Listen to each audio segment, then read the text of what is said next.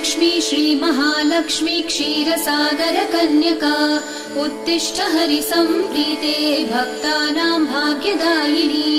श्रीलक्ष्मी श्रीमहालक्ष्मी क्षीरसागरकन्यका उत्तिष्ठ हरिसम्प्रीते भक्तानां भाग्यदायिनी।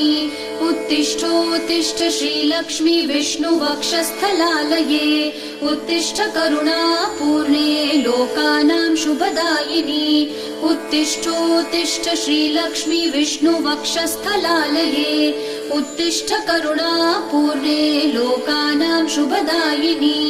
श्रीपद्ममध्यवसिते वरपद्मनेत्रे श्रीपद्महस्तचिरपूजित पद्मपादे श्रीपद्मजातजननी शुभपद्मवक्त्रे श्रीलक्ष्मी भक्तवरदे तव सुप्रभातम्।